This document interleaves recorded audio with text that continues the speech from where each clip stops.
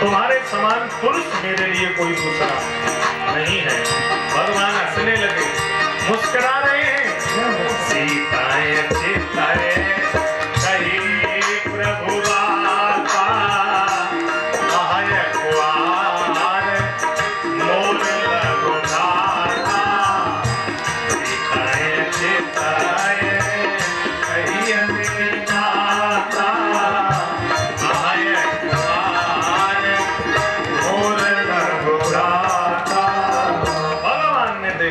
शूर्पणखा भगवान से कह रही तुम सम पुरुष न मोसम नारी।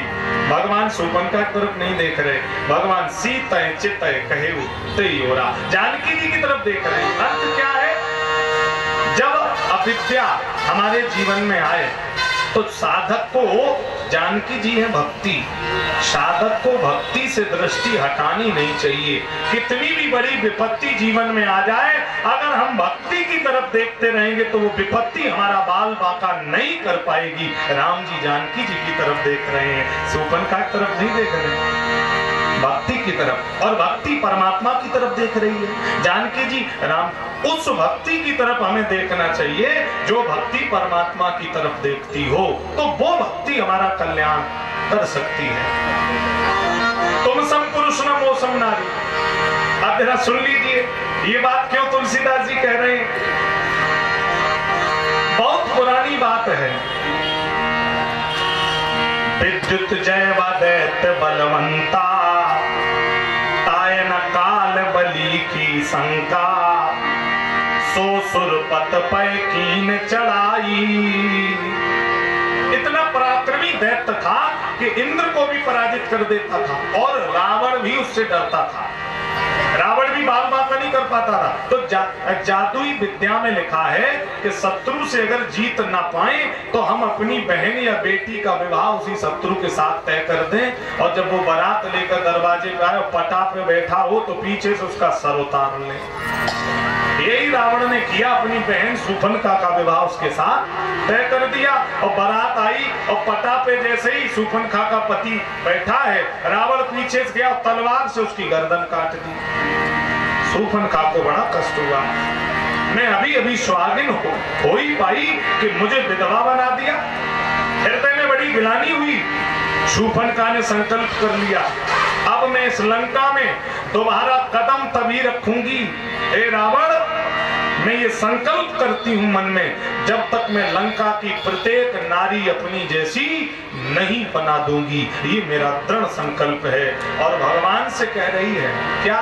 तुम सम पुरुष न मोसम नारी। भगवान ने जब हड्डियों के ढेर संत महात्माओं के देखे तो उस समय प्रण किया, निश्चरहीन करो मही, भुज उठाए प्रण कीन।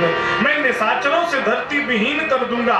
शूर्पणखा कह रही यही सिद्धांत और लक्ष्य तुम्हारा है और यही लक्ष्य मेरा है कि लंका का मैं एक भी निशाचर जीवित नहीं छोड़ना चाहती हूँ।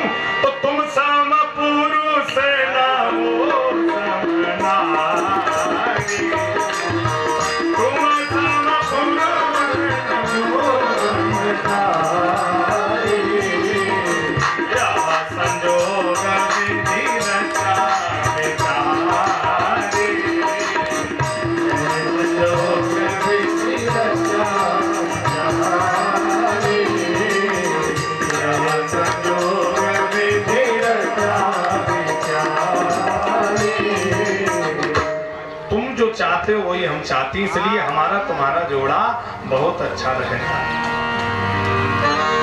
भगवान ने कहा, कुआर मोर लघु भ्राता, तेरा मेरा जोड़ा नहीं है, तेरा जोड़ा मेरे छोटे भाई से ठीक बनेगा, उधर चली जाओ। अच्छा फिर एक बात उलझ गई, राम जी ने लक्ष्मण की तरफ क्यों भेज दिया? लक्ष्मण जी कुंवारे तो है नहीं, उर्मिला घर में बैठी है, फिर क्यों कह दिया कि उधर चली जाओ, उधर कुछ बात बन जाएगी?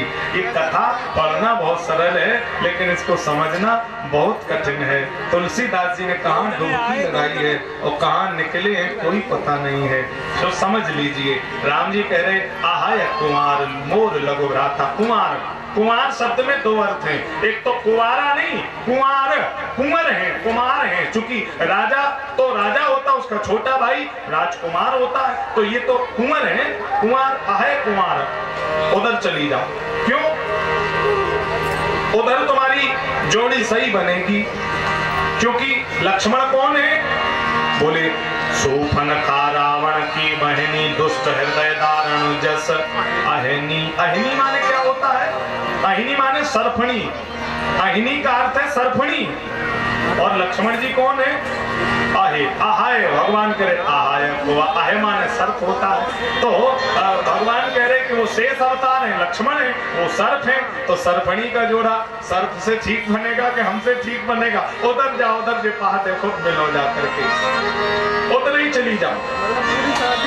भगवान की प्रेरणा से लक्ष्मण की तरफ गई। सेवक सुख चह मान भिखारी, व्यसनी धन सुवगति और लक्ष्मण की तरफ गई तो भगवान ने जरा सा इशारा कर दिया। अभिप्राय क्या है मैं अभी बताता हूँ। नाक कान बिनो भाई बेकरारा, जनु श्रव शैल के रुके हारा, दूषण भये कई बिल पाता, दिग दिग सब पौरुष ज्ञाता, दिग दिग सब पौरुष बलभ्राता, दिग दिग सब पौरुष बलभ्राता। नाक और कान काट दिए शूर्पणखा के। चाहते तो लक्ष्मण जी मार सकते थे, मारा क्यों नहीं? समाज को संदेश देना है। क्या संदेश देना है? जो दूसरे अपने पति को छोड़कर दूसरे पति के लिए लालायित होकर के समाज में भागती है, उसकी नाक और कान लक्ष्मण जी ने काटे। क्यों? अर्थ ये है कि जो आचरण से विहीन जीवन स्त्री बिताती है, उसकी नाक तो पहले ही समाज में कट जाती है और उसके कान भगवान की कथा नहीं सुनते हैं, इसलिए वो कान भी कटे की तरह हो जाते हैं, नाक उसकी प्रतिष्ठा की कटी चली जाती है। लक्ष्मण जी ने नाक और कान काट के संदेश दिया।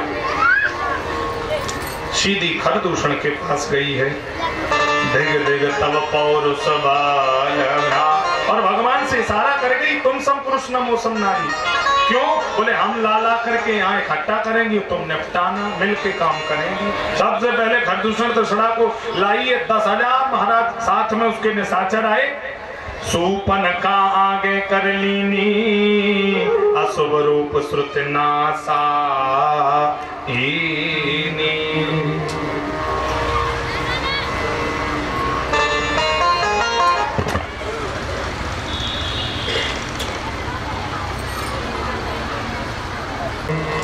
खरदूषण तृष्णा का भी भगवान ने आज लक्ष्मण जी से आज्ञा किया है, तुम जानकी जी को लेकर अंदर जाओ।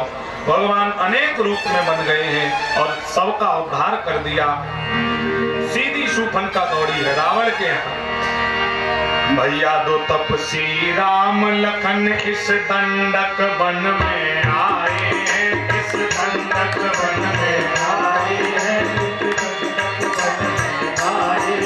हम राह देख सीता रानी सुकुमारी रानी लाए हैं, सुकुमारी रानी लाए हैं, सुकुमारी रानी लाए हैं, सुकुमारी रानी लाए हैं। हम राह देख सीता रानी सुकुमारी रानी लाए हैं, हम राह देख सीता रानी सुकुमारी रानी लाए हैं, हम राह देख सीता रानी सुकुमारी नायक निकल गई उस नारी से मिलना चाहा, उस नारी से मिलना चाहा, उस नारी से मिलना चाहा। इतने में छोटे तपसी ने मुझसे कुछ छल करना चाहा, मुझसे कुछ छल करना चाहा। इतने में छोटे तपसी ने मुझसे कुछ छल करना चाहा, इतने में छोटे तपसी ने मुझसे कुछ छल करना चाहा, इतने में छोटे तपसी ने मुझसे कुछ छल करना चाहा। रावण ने कहा तो तूने मेरा नाम नहीं लिया, कह देती मैं रावण की बहन हूं, रावण की। चलत दसानन डोलत अवनी, जय हो नारायण। तो चलत दसानन डोलत अवनी, मेरा नाम रावण है, कह देती। शूर्पणखा बोली तेरा नाम लिया तभी तो काम बिगड़ गया, क्यों? शायद तेरा नाम न लेते तो कुछ ना होता। रावण को और क्रोध दिया शूर्पणखा ने, जब मैंने तेरा नाम लिया सुनते ही उसने दी गाली, सुनते ही उसने दी गाली।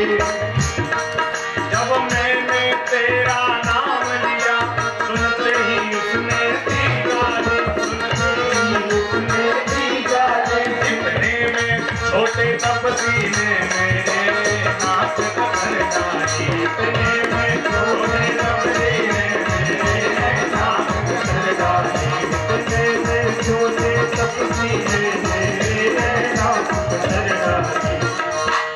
आवा मेरी नाक कटी सो कटी, अपनी नाक बचा लेना।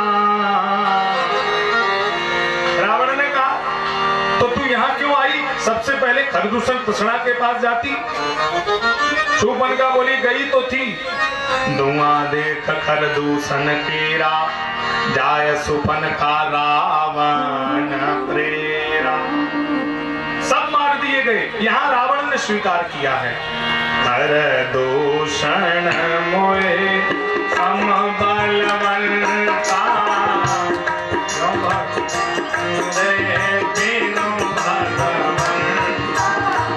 खरदूषण कृष्णा मेरे समान बलशाली हैं, उनको भगवान के सिवा कोई मार नहीं सकता। अब मैं ये समझ गया कि भगवान ने अवतार ले लिया है। सुर रंजन भंजन महेवारा, हरि रघुवंश लीन तवो मैं जाय भैर हठ करियो, मन क्रम वचन मंत्र करियो। राम सिया राम सिया राम जय राम, राम सिया राम सिया राम जय जय राम, राम जय जय राम, राम जय जय राम। रावण स्वीकार कर रहा है तो मैं जाय बैर करियो, तो मैं बैर करूंगा और भगवान से शत्रुता का भाव रखूंगा, क्योंकि तामस तन कछु साधन नाई। ये क्षण क्षण ठहरता नहीं मन, ये साधना और सिद्धि बात बहुत दूर की। क्षण क्षण ठहरता नहीं मन, ये साधना और सिद्धि बात बहुत दूर की। तीर्थ करूं या मठ मंदिर बनाऊं, इतनी कहां हस्ती मजदूर की। तो करूंगा गुनाह तो अदालत में जाकर देख लूंगा मैं सूरत हुजूर की, कम से कम इसी बहाने अदालत में उसे जज की शकल तो दिखाई दे जाएगी। रावण को जब ये पता लगा है तो दौड़ करके गया है। इधर भगवान ने जानकी मैया से कहा तुम पावक करऊं निवासा, अग्नि में निवास कर जाओ। क्यों? बोले आवा हम करन चाहत नर लीला, सुनो प्रियाव्रत रुचिर सुशीला। जानकी जी को अग्नि में प्रवेश कर दिया, छाया मात्र जानकी वहां प्रकट हो गई। लक्ष्मण हूं कछु यह मरम न जान, जो कछु चरित रचावा। लक्ष्मण जी भी नहीं ये लीला समझ पाए। भगवान ने सारा वृतांत तैयार कर दिया। रावण गया है आज महाराज। ओ कपट मृग तुम छलकारी, मारीच से बोला जा करके, जाओ अभी इसी वक्त कपट हिरण बन करके वहां पंचवटी में जाओ, मेरे साथ वहां लीला में अवनय करो जा करके। मारीच बोला मैं नहीं जाऊंगा। रावण बोला क्यों नहीं जाएगा? मारीच ने कहा मैं तब से राम जी का भक्त हो गया हूं जब से राम का बाण लगा। रावण ने कहा क्या बोला? बोले बिन फल बाण राम जी मारा, सत जो जनगा सागर पारा।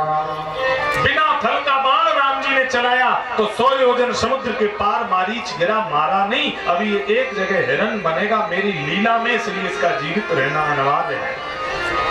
तो रावण ने कहा कि तू राम जी के बाण से राम जी का भक्त हुआ है तो तू टिकाऊ तो है नहीं, तो राम जी के बाण से राम जी का भक्त बना और मेरी कृपाण से तू मेरा भक्त बनेगा।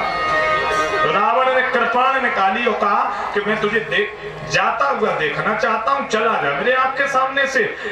मारीच बोला ठीक है, तुम्हारे हाथ से मरने से अच्छा है कि भगवान के हाथ से मरेंगे, तो कम से कम कल्याण तो होगा। लेकिन एक बात सुन लो मेरी, तुम हमें जाते तो देख पाओगे लेकिन लौटते हुए नहीं देख पाओगे, लौटते हुए नहीं देख पाओगे। आज मारीच सोने का हिरण बन करके महाराज उस पंचवटी की तरफ आया है। एक बहुत सुंदर विषय मैं आपको देता हूं। जब जानकी जी अयोध्या में विवाह होकर के आई तो गुरुदेव वशिष्ठ जी के चरण दंडवत प्रणाम किए हैं। जानकी माता ने प्रणाम किया गुरुदेव को, तो वशिष्ठ जी ने जानकी जी से कहा मांग लो बेटी क्या चाहती हो। जानकी मैया ने कहा मुझे और कुछ नहीं चाहिए, जो भरत जी कह रहे हैं, अर्थ न धर्म न काम रुचि गति न चाहो निर्वाण, और जन्म जन्म रति राम पद यह वरदान नाम। केवल राम जी में प्रीति बनी रहे और राम जी कभी हमसे अलग ना हो। गुरु जी ने आशीर्वाद दिया, कहा बेटी लेकिन एक शर्त है, जब तक तुम्हें राम अच्छे लगेंगे तब तक तुम्हें राम जी से कोई दूर नहीं कर सकता, लेकिन जिस दिन तुम्हें राम से सुंदर संसार का चाम लगने लगेगा उसी दिन तुम राम से दूर हो जाओगी। तो इतनी लीला हुई। 14 वर्ष वनवास राम जी को मिला। जानकी जी साथ गई वन में, घर नहीं रही, बिछो नहीं हुआ। गुरु जी का आशीर्वाद है, क्योंकि जानकी जी की दृष्टि राम जी पर है और जब तक राम जी पर दृष्टि रही तब तक जानकी अम्मा को राम जी से अलग किसी ने नहीं कर पाया। लेकिन आज जब सोने का हिरण सामने से निकला तो राम बगल में है, लेकिन सुंदरता चाम की देखकर मोहित हो गई जानकी। राम जी से कह रही प्रभु जाओ, वो हिरण बहुत सुंदर है। और भगवान से सुंदर संसार लगने लगे तो समझ लीजिए कि अब जीवन में दुख पड़ने वाला है। फूल में नहीं मूल में देखो। गुलाब का कोई पुष्प है, कितना सुंदर है, ये फूल है और इसके पीछे ये डंठल मूल है। तो फूल में नहीं मूल में देखो, सुंदरता इस पीछे के मूल की है। अगर इस मूल को अलग कर देंगे तो फूल सुंदर रहेगा, फूल की सुंदरता चली जाएगी। फूल तब तक सुंदर था जब तक इस मूल में टिका था। संसार फूल है और परमात्मा मूल है। जब तक हम उस मूल को देख करके संसार में रहेंगे तो ये सुंदर लगेगा, और मूल छोड़कर हम संसार में लग जाएंगे तो टूटे हुए फूल की तरह जीवन भी बिखर जाएगा, ये अधूरा जीवन रह जाएगा मेरे भाई।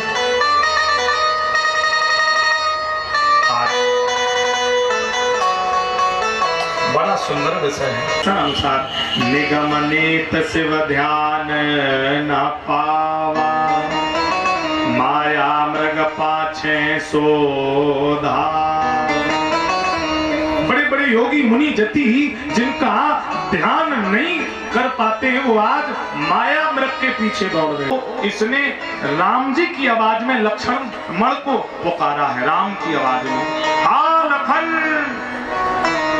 प्राण त्याग दिए। जानकी माता ने देखा लक्ष्मण भैया बहुत देर से आए नहीं और ये आवाज तो भैया की लग रही, लगता कोई कष्ट है, तुम दौड़ कर जाओ ना। लक्ष्मण जी मुदित हैं, प्रसन्न है, बोले माँ मृकुटि विलास सृष्टि लय होई,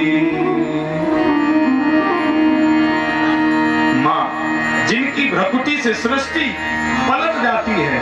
सपने संकट पर सो,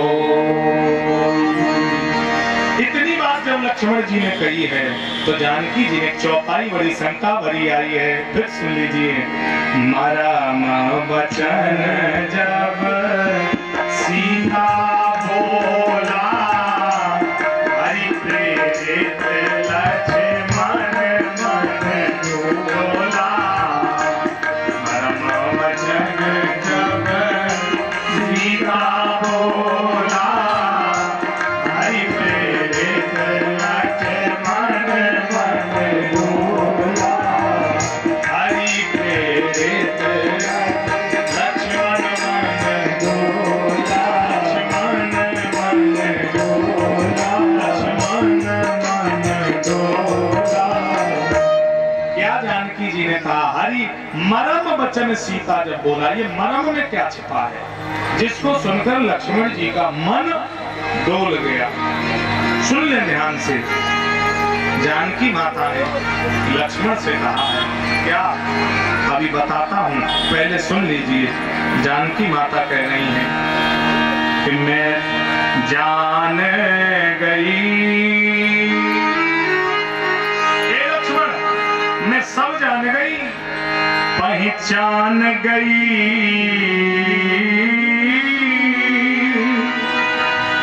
ये मतलब का भाई। आज मैं जान गई कि मतलब का भाईचारा था, और तुम घर से मन में क्यों आए, मतलब कुछ और तुम्हारा है। आज मैं जान गई कि तुम हमारे साथ वन में क्यों आए थे, क्योंकि तुम्हारी दृष्टि राम जी की सेवा पर नहीं थी, तुम्हारी दृष्टि मेरे ऊपर थी। भैया संकट में है और तुम यहाँ हंस रहे हो लक्ष्मण। जैसे ही जानकी जी ने शब्द कहे, लक्ष्मण मन डोला, और आंख से लक्ष्मण जी के आंसू निकल पड़े, रोने लगे, जानकी जी के चरण पकड़ लिए। चूंकि जब पुष्प वाटिका में राम जी ने जानकी माता को पहली बार देखा था तो कहा कि ये तो चंद्रमा की तरह है लक्ष्मण। लक्ष्मण जी कह रहे, भैया मैंने चंद्रमा देखना छोड़ दिया, चूंकि माँ के चेहरे पर नजर नहीं रखी जाती है, माँ के तो चरण देखे जाते हैं। वो लक्ष्मण जिसने चंद्रमा देखना छोड़ दिया हो, आज उस लक्ष्मण पर इस तरह का आरोप जानकी जी ने लगा दिया। जब सुग्रीव ने पट आभूषण दिखाए राम जी को, हमें देख दीने पटदारी, तात तात हार नाथ पुकारी, देखिए आपकी अर्धांगिनी के आभूषण है क्या? राम जी देवल है, आभूषण नहीं देखे, और सुग्रीव से कहे लक्ष्मण को दिखाओ, ये लक्ष्मण बताएगा कि ये कान के कुंडल जानकी के हैं कि नहीं है। लक्ष्मण जी चरण पकड़कर बोले, भैया मैंने तो चरण निहारे हैं,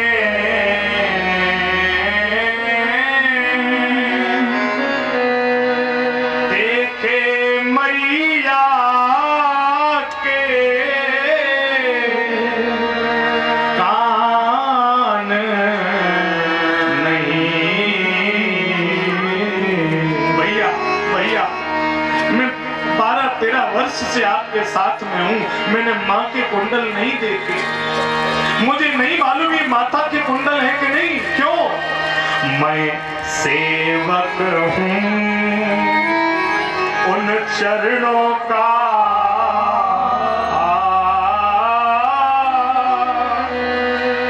कुंडल की मुझे पहचान। चरण देखे हैं, माँ का चेहरा नहीं देखा। ये कुंडल जानकी जी के हैं कि नहीं, ये मैं नहीं जानता, मैं नहीं बता सकता। और लक्ष्मण जी राम जी के चरणों में गिर पड़े। आज वही जानकी माँ ने जब इस तरह के वचन लक्ष्मण से कहे तो लक्ष्मण जी कांप गए। हरि प्रेरित लक्ष्मण मन डोला, मरम वचन सीता जब बोला, मरम वचन सीता जब बोला, हरि प्रेरित लक्ष्मण मन डोला, हरि प्रेरित लक्ष्मण मन डोला, जाके डर सुर असुर तेराए, निस न नींद दिन अन्न न खाए, सो दस सी स्वान की नाई, इत उत चितर चला बढ़ आई, इत उत चितर चला बढ़ आई, चला बढ़ आई, चला बढ़ आई। जिसके डर से दिक्पाल भी डरते थे, लक्ष्मण जी ने लक्ष्मण रेखा खींची है, बोले मां इस रेखा को पार मत करना। और भगवान की प्रेरणा से लक्ष्मण जी भागे हैं। उसी समय दशानन आ गया, सो दस शीस स्वान की नाई, छिप करके आया साधु ब्राह्मण वेश में, भिक्षाम देही। माने रेखा को लांगा नहीं, अंदर से भिक्षा दी। रावण समझ गया ये सुरक्षा कवच है, पीछे हटकर बोला नहीं मैं बंदी भिक्षा नहीं लेता हूं, तुमको बाहर आकर भिक्षा देनी पड़ेगी। जानकी मां ने देखा ब्राह्मण है, संत है, अगर दरवाजे से चला जाएगा तो अपराध हो जाएगा। आज धर्म की लक्ष्मण की रेखा जानकी मां लांग गई, और जब तक जानकी जी ने धर्म की रेखा नहीं लांगी तब तक जानकी जी के ऊपर किसी ने अंगुली नहीं उठा पाई, और जब जानकी धर्म की रेखा लांग गई तो जानकी जी पर अंगुली उठ गई। अरे जब जानकी जी पर अंगुली उठ गई तो मैं आग्रह करना चाहता हूं यहाँ बैठी माताओं से, अगर आप भी धर्म की रेखा लांघ करके आगे जाएंगी, आप मर्यादा तोड़कर आगे बढ़ेंगी, तो आपकी ऊपर भी समाज अंगुली उठा देगा, आपकी मर्यादा भी धरी की धरी रह जाएगी। इस बात को नोट कर लेना, धर्म को कभी लांघना नहीं, मर्यादा को कभी तोड़ना नहीं। जैसे ही जानकी जी बाहर आई हैं, क्रोधवंत तव रावण लीन सरथ बैठा, अपने भेष में आया, हाथ पकड़कर खींच करके पुष्पक विमान में बैठाया। चला गगन पथ आतुर, भैरथ हाँक न जाए। और जैसे ही लेकर के चला, जानकी मां रोने लगी, बोले हा लक्ष्मण तुम्हारे नहीं दोषा, सो फल पायो कीने रोसा। हा जग एक वीर रघुराया, के ही अपराध विसारे उदाया। लेकर के रावण जानकी मैया को जा रहा है। सुग्रीव किष्किंधा पर्वत पर बैठा, मां ने अपने विलाप करते हुए आभूषण नीचे डाले, शायद कोई बचाए। किसी ने जानकी अम्मा को बचाया नहीं। कुछ लोग कहते हैं कि राम जी मर्यादा पुरुषोत्तम कैसे थे, उन्होंने बाली का वध कर दिया था। बाली का दोष क्या था? सबसे बड़ा दोष बाली का मैं आपको बता रहा हूं। पहला दोष तो गोस्वामी जी ने कहा है कि अनुज बधू भगनी सुत नारी, इनको कुदृष्टि से देखने वाले को मारने का कोई अपराध नहीं। और ये अपने छोटे भाई की बीवी को घर में कैद किए था। सबसे बड़ा अपराध क्या है? सुग्रीव ने देखा जानकी मां को विलाप करते हुए, पर सुग्रीव बलवान नहीं है, रावण के सामने टिक नहीं सकता, तो डर के मारे बैठा रहा। चलो सामना नहीं कर सकता तो बैठा रहा। लेकिन उस समय बाली के राज्य की सीमा से रावण निकला और उस राज्य का राजा गुप्तचरों के द्वारा सूचना भी बाली को मिली कि रावण हमारे राज्य से देश की नारी ले जा रहा है। और उस समय बाली के पास सुपर पावर था, सुपर पावर। 6 महीने तक बाली ने रावण को बगल में दबाए रखने का रिकॉर्ड बनाया था। रेहू बाल की कांख। अगर बाली एक बार बाहर आकर के रावण को ललकार देता है, मेरे देश की नारी मेरी मां समान है और तुम मेरे देश की मां को चोरी से ले जा रहा है। रावण की मजाल नहीं थी कि भारत देश की नारी को विदेश में ले जाता। उस दिन बाली मूक होकर के उस अपराध में संलग्न बना रहा और भगवान ने कहा था निश्चरहीन करो मही। जो धर्म का हिरास करता है वो निशाचर है और निशाचर का वध करने के लिए मैं वन में आया हूँ। भगवान ने बाली का वध कर दिया। क्योंकि धर्म को हिरास करने वाला जितना दोषी होता है, धर्म का हिरास सहने वाला और देखने वाला भी उतना ही दोषी होता है। मेरे भाई, महाभारत का जब युद्ध हुआ, अर्जुन गांडी धनुष लेकर के वीर भूमि में आया। सामने भीष्म पितामह, बगल में द्रोणाचार्य जिन्होंने धनुर्विद्या सिखाई। दुर्योधन चचेरा भाई। अर्जुन की आंख से आंसुओं के पनारे निकल पड़े। बोले गोविंद, ये कैसी धृष्टता, सामने मेरे गुरुदेव हैं। भीष्म पितामह ने मुझे गोद में खिलाया, मैं अपने हाथ से कैसे बाण चलाऊं। भगवान ने गीता का उपदेश दिया। धर्म क्षेत्रे कुरुक्षेत्रे। अर्जुन, न्याय की तराजू संबंध नहीं देखती है। न्याय की तराजू न्याय मानती है। वहां पुत्र भी अगर गलत करता है उसका पक्ष नहीं लेता है न्याय। जिस दिन द्रौपदी को विवस्त्र किया गया था, कुत्सिक सभा में सब वहां बैठे थे। द्रौपदी पर अत्याचार हो रहा था। द्रोणाचार्य इतने दुर्योधन के मोह में पागल हो गए थे कि गुरु होते हुए भी अधर्म के बोलबाला का विरोध नहीं किया।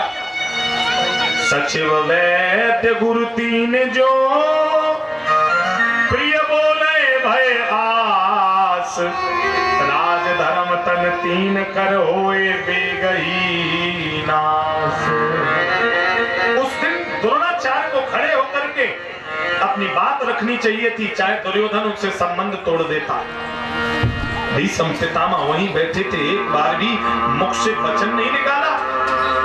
उस समय धर्म का हिरास करने में ये सब लगे थे और भगवान ने कहा अर्जुन, जो धर्म का हिरास करते हैं सत्य से दंड देता है, तुझे अपने बाण से अधर्मियों को मारना होगा। ये भगवान ने गीता में अर्जुन को ज्ञान दिया है कि यहाँ अपने संबंधी नहीं, यहाँ केवल धर्म के न्याय की तराजू पर तौल कर दे। अर्जुन,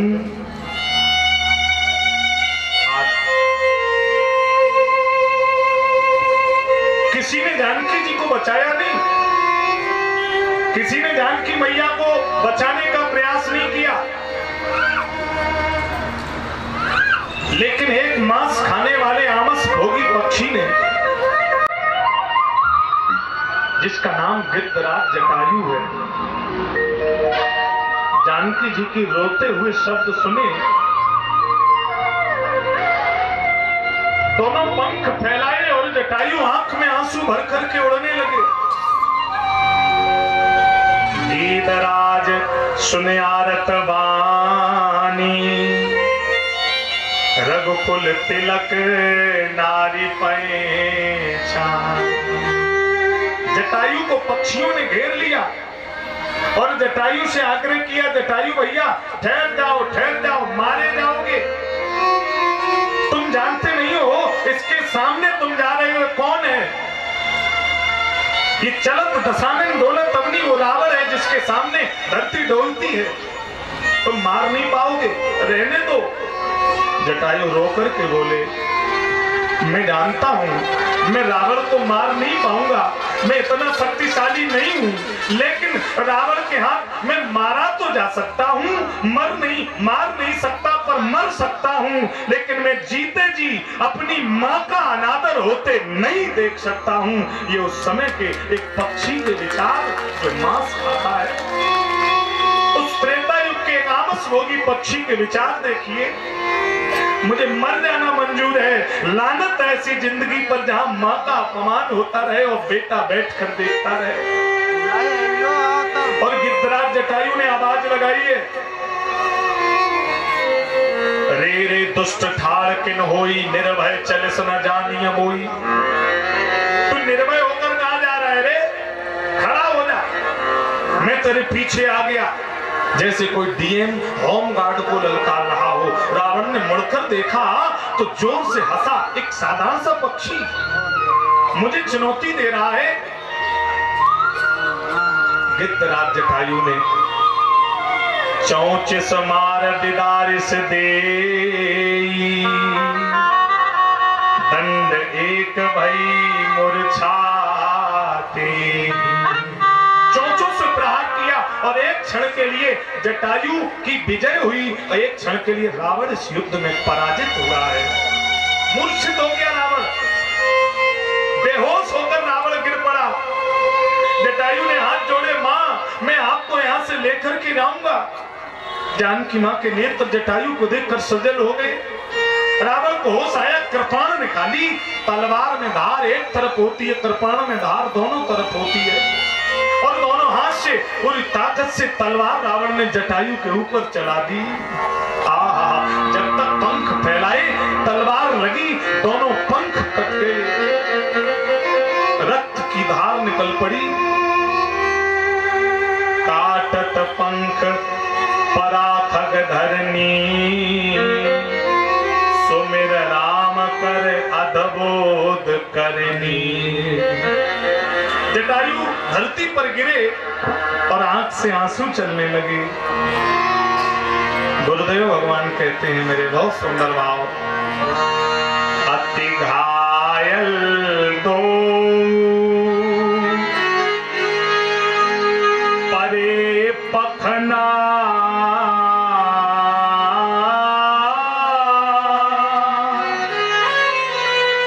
रसना तहु पे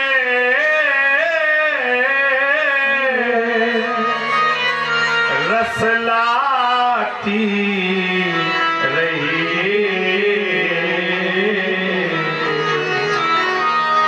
तन धीरे अधीरे परे पखना,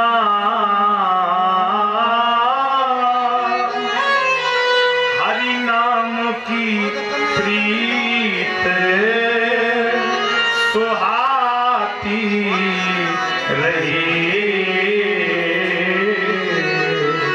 कट गए, धरती पर गिर पड़े, रक्त निकलने लगा, पीड़ा हो रही है, आंख से आंसू चल रहे, आंख बंद हो गई, धीरे धीरे नवज धीरे पड़ रही है। लेकिन जटायु के मुख से राम राम राम की ध्वनि निकल रही है।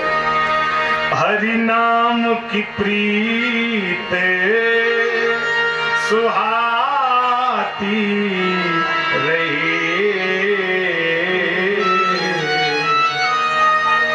लक्ष्मण जी राम जी पंचवटी में आए, जानकी मैया थी नहीं, वहां से दोनों विकल होकर भागे, रोने लगे, हे खगमृग हे मधुकर श्रेणी।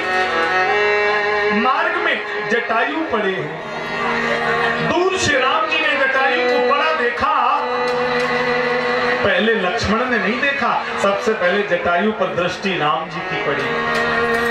और बिंदु जी कहते हैं, जो उस सांवरे को सदा ढूंढता है, उसे एक दिन सांवरा ढूंढता है। जो उसे सांवरे को सदा ढूंढता है, उसे एक दिन सांवरा ढूंढता है। जिसे ढूंढने का अमल बढ़ चुका है, जिसे ढूंढने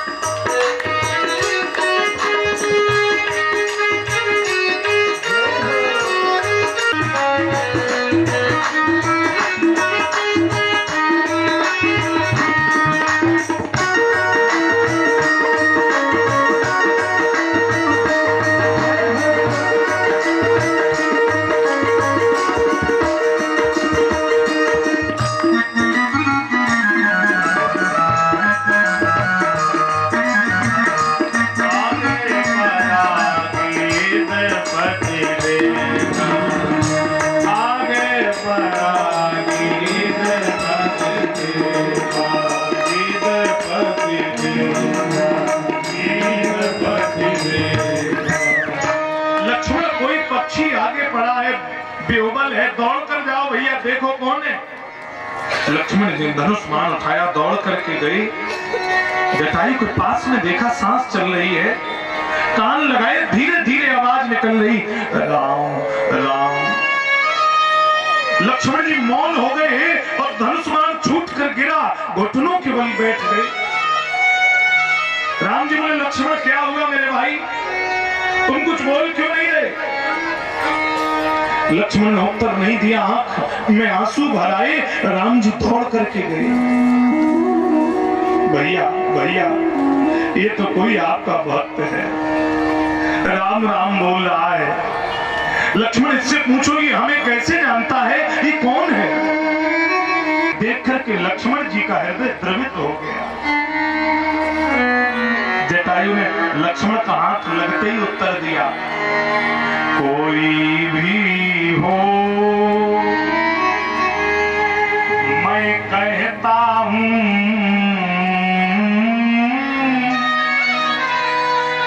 अब हट जाओ, मुझको मरने दो।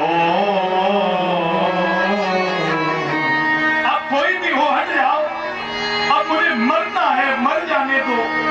उस समय कहां चले गए थे जब मेरी माँ अकेले रो रो करके बेहोश होकर चिल्ला रही थी? मैं मरने के लिए था सो मैं मर रहा हूं, अब मुझे छू करके क्या करोगे? जटायु ने कहा, राम मंत्र मेरी माता का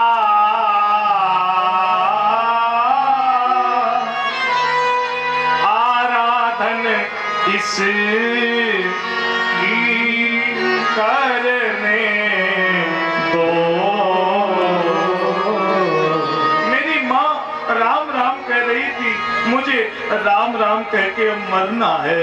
जैसे ही जटायु ने ये बात कही, राम जी और लाल लाल नेत्र हो गए, दोनों हाथ जोड़ लिए भगवान ने और जटायु से कहने लगे, गद गद हो बोले प्रभु,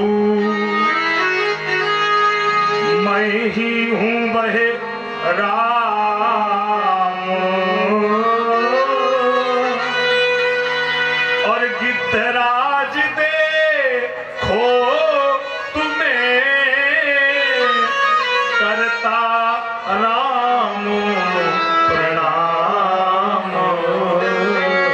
ये जटायु, मैं वह अभागा राम हूं, देख आज राम तुझे प्रणाम करता है जटायु। जैसे ही जटायु ने देखा कि भगवान सामने, नेत्र खोल दिए, भगवान ने जटायु को गोद में रख लिया। लक्ष्मण कोई दवा लेकर आओ, इनकी बहुत चोट लगी है, दर्द हो रहा होगा। लक्ष्मण जी कह रहे, भैया मैं कोई औषधि नहीं जानता, मैं एक औषधि जानता हूं, आप अपना हाथ अगर इसके सर पे रख देंगे तो इसकी पीड़ा दूर हो जाएगी। कर सरोज तेई पर सेऊ, भगवान ने जटायु के सर पर हाथ रखा। कृपा सिंधु रघुबीर, निरख राम छवि धाम, मुख विगत भई सब पीर। भगवान का हाथ रखते ही जटायु की पीड़ा का हरण हो गया। गति गीध की देख दया निधि को, सुध सियक शोक की जाती रही। जटायु को देखकर भगवान जानकी भूल गए, ये भूल गए कि मैं अपनी जानकी को खोजने आया हूं, इतने मस्त हो गए। गीध को गोद में राख दया निधि, नैन सरोजन की बहबारी, और 12 बार सवारत पंख, जटायु की धूल जटान सुधारी। अपने गोद में जटायु को ले लिया और भगवान हाथ जोड़कर कह रहे, गीधराज हमारे जान तुम तात तात कछुक दिन जी जाओ। जटायु भैया, हमारे लिए तुम्हें थोड़े दिन जिंदा रहना पड़ेगा, हम तुम्हारी सेवा करना चाहते हैं। देखिए, जटायु को भगवान पिता बनाने पर तुले हैं और जटायु भगवान का पुत्र बनने पर तुला है। भगवान बोले जटायु हमारे लिए कुछ दिन जिंदा रह लो ना। जटायु ने कहा प्रभु क्षमिए प्रभु आपके आयस को, सपने नहीं अब ही में धरियो। जिंदा रहना स्वप्न में भी नहीं सोचूंगा, स्वप्न में भी नहीं। क्यों? बोले रिपु से नसिया को मैं छुड़ाए सको, ऐसो तन राखे अब कहा करियो। जिस शरीर से मैं अपनी मां की रक्षा नहीं कर पाया, ऐसा शरीर रख करके क्या करूंगा, मैं मरना चाहता हूं। भगवान ने कहा तुम नहीं मानोगे तो तुम एक काम करो, हमसे मांग लो, तुम्हें क्या चाहिए, जो कहोगे हम सो दे देंगे। गोलोक धाम दे दे, साकेत धाम दे दे, वैकुंठ धाम दे दे। अब भक्त और भगवान का संवाद, यहाँ गीत जटा और नाम का संवाद नहीं, यहाँ भक्त और भगवान का संवाद प्रारंभ हुआ है। जटायु ने कहा देंगे हमें क्या, अरे बचा क्या तुम्हारे पास, देख के महाराज को ये विराग भेषधारी में। वो अयोध्या थी, वो तो हाथ से निकल गई, खुद तो जंगल में मारे मारे फिर रहे, वो तो बचा हो तो हमें कुछ दोगे।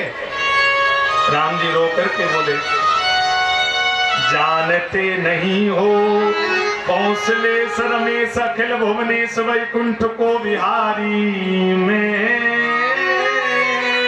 तुम जो कहोगे मैं वो दे दूंगा, मांगो। जटायु ने कहा प्रभु अब आपके पास कुछ नहीं बचा, मांगने से कोई फायदा नहीं है। क्यों? बोले कानून बन गया है, जिसको गोद ले लिया जाता है सारी संपत्ति उसके नाम ट्रांसफर हो जाती है। किसी के संतान ना हो, अगर गोद बच्चा ले ले तो उसकी सारी संपत्ति का मालिक गोद लिया हुआ बालक हो जाएगा। भगवान बोले मतलब? जटायु ने कहा आपने मुझे अपने गोद में बैठाया है तो गोद ले लिया, या गृद्ध को विनीत या से प्रभु की संपत्ति को अब भयो अधिकारी मैं आपकी गोद में हूं तो आपकी सारी संपत्ति का अधिकारी मैं हूं, आप नहीं। आज भगवान भी रो रहे और आज भक्त भी रो रहा है, जटायु भी रो रहे, आज राम जी भी रो रहे। त्रेता युग में गिद्धराज जटायु को देख करके भगवान के आंसू नहीं रुके, और द्वापर युग में गंगा पुत्र भीष्म पितामह जैसे ब्रह्मचारी सन्यासी को देख करके हंसी नहीं रुकी। पितामह मरते मरते अधर्म का साथ देता रहा, और जटायु जैसा मांस खाने वाला पक्षी मरते मरते धर्म का साथ देता रहा। अंतर केवल इतना है कि वो अधर्म के पाले में थे और जटायु धर्म के पाले में था। भगवान के नेत्र के अश्रु बंद नहीं होते। आज भगवान ने जटायु से पूछा भैया ये तुम्हारी दशा किसने की है? चौपाई में बहुत गुण विषय है, गाइए। नाथ दशानन यह गति कीनी, देखल जनक सुतार लीनी। नाथ दशानन यह गति कीनी, देखल जनक सुतार लीनी।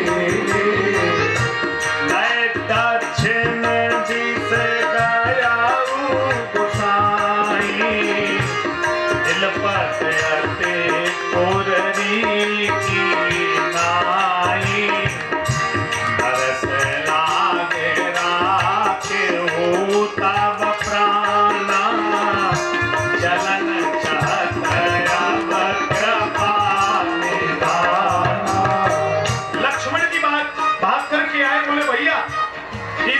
पूछो, इनकी मनोदशा बिगड़ रही है, ये तो दुर्गति है, कटे पड़े हैं, रक्त निकल रहा है, और ये कह रहे नाथ दशानन है गति की नहीं।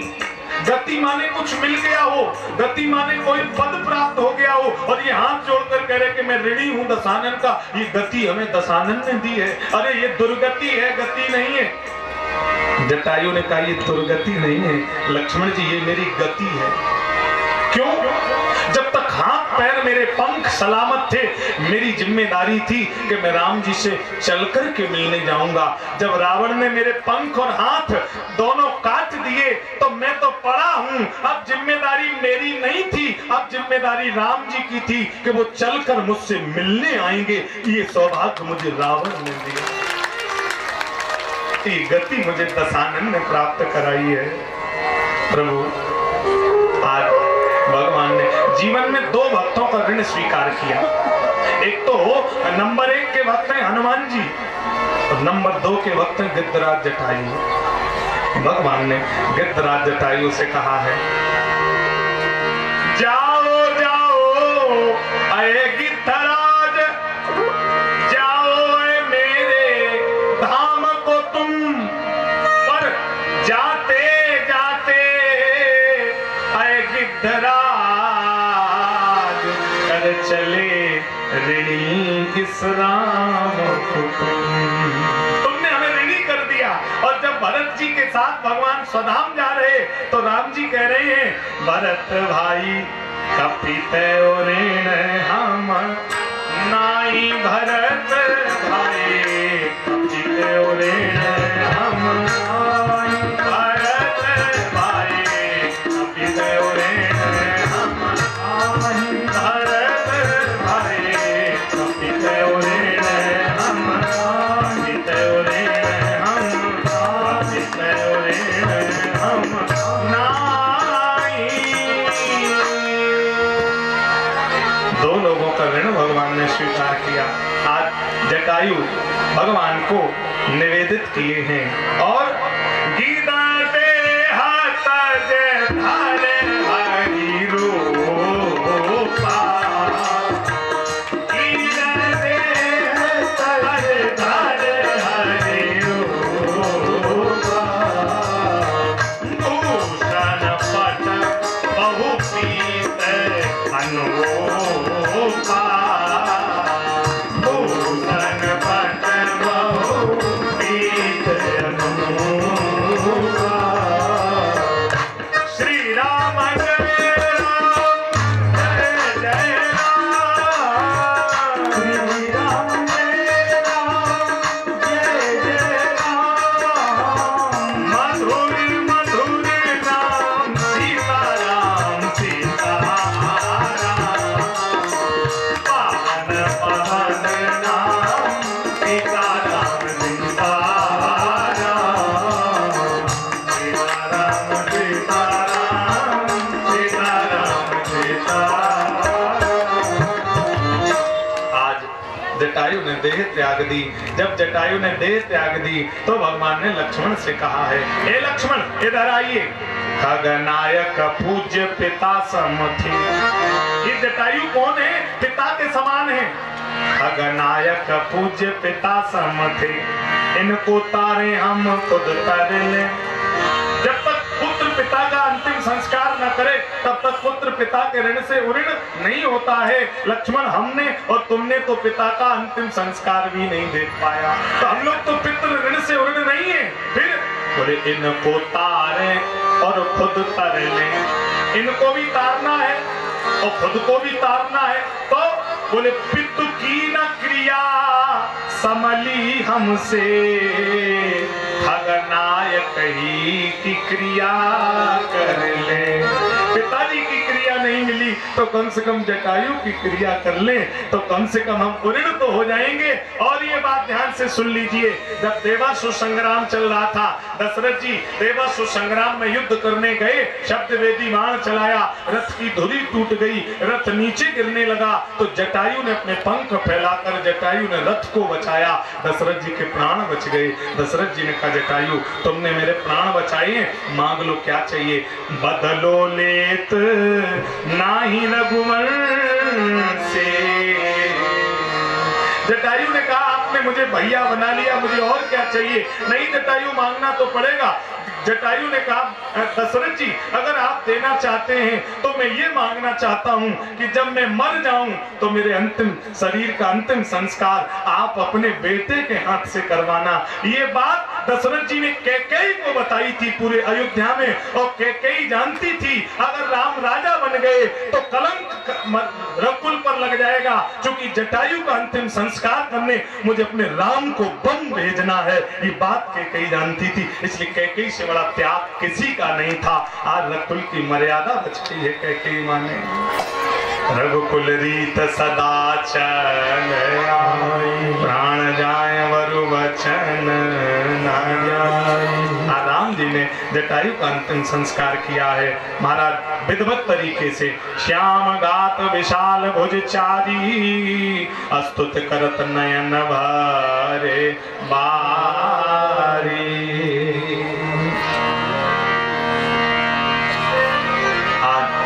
अविरल भगति मागवर गीत गयऊ हरि नाम, कही की क्रिया यथोचित निज कर कीनी राम। राम जी ने जटायु का अंतिम संस्कार किया है। इसके बाद राम जी आगे बढ़े हैं। कहाँ गए हैं? आगे जा रहे हैं। कोमल चित